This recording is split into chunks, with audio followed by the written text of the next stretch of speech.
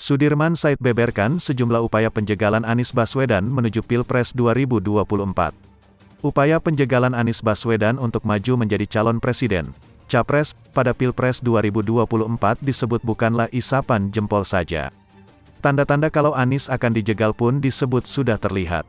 Juru bicara Anies Baswedan dalam Tim 8 Koalisi Perubahan untuk Persatuan, KPP, Sudirman Said menuturkan, sudah terlalu banyak pihak yang menyebutkan soal siasat tersebut. Yang terasa sekarang apa? Misalnya, kan sudah jelas misalnya perkara Formula E, dugaan korupsi proyek Formula E di DKI Jakarta, diulang-ulang terus. Kasusnya diungkit KPK, ujarnya di Sekretariat Koalisi Perubahan, Jalan Brawijaya X nomor 46, Kebayoran Baru, Jakarta Selatan, Rabu, tanggal 7 Juni tahun 2023. Dia pun meyakini, meskipun gelar perkara dilakukan berkali-kali, KPK tidak akan menemukan bukti soal korupsi tersebut. Walaupun 19 kami gelar perkara itu tidak ada bukti itu dan dicari hal-hal yang boten-boten, tidak-tidak lainnya, kata Sudirman.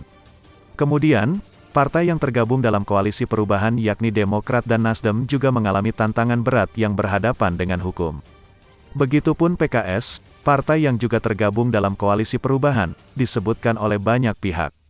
Jadi memang Pak Aniesnya maupun partai-partai koalisinya mengalami iming-iming, tarikan-tarikan, godaan, tekanan itu terasa, ungkap Sudirman.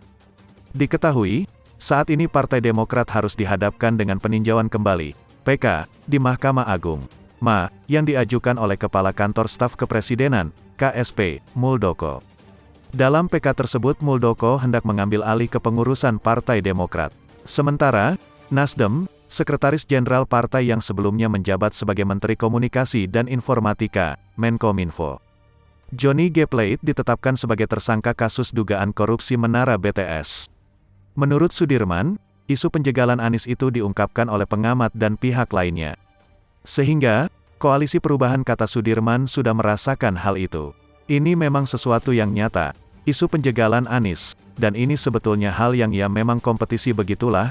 Cuma kalau sampai tekanan-tekanan itu menggunakan instrumen negara, itu yang kita tidak bisa terima, karena pemimpin negara itu memang ditugaskan mengurus rakyat seluruhnya termasuk yang mau ikut dalam kompetisi ini, tegasnya. Dia melanjutkan, kalau instrumen negara yang digunakan untuk menjegal Anies Baswedan dan pihak yang mendukungnya, maka hanya pihak tertentu saja yang akan bergabung dalam masa pemerintahan setelah masa jabatan Presiden Joko Widodo, Jokowi, berakhir. Sudirman pun menegaskan, bahwa hal itu tak adil. Sebelumnya, Menteri Koordinator Bidang Politik, Hukum dan Keamanan, Menko Polhukam, Mahfud MD menegaskan tidak ada upaya jegal-menjegal terhadap Anies Baswedan.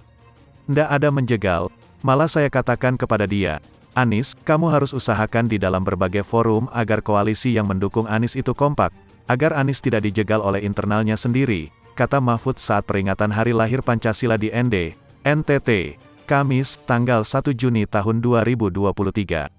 Mahfud menilai, yang dilakukan pemerintah saat ini fokus agar pemilu nanti berjalan jujur dan adil. Sebab semua calon yang berlaga memiliki hak yang sama rata untuk maju dan dipilih. Kita lindungi haknya, tegas Mahfud. Dalam kesempatan yang sama, Mahfud MD juga meluruskan maksud ucapan Presiden Jokowi soal cawe-cawe yang dia lakukan. Pernyataan itu hanyalah isu politik untuk memantik emosi pendukung, relawan dan simpatisan. Ndak ada, itu isu politik, itu bagian dari perlombaan kontestasi politik, mungkin biar pendukungnya muncul, ujar Mahfud.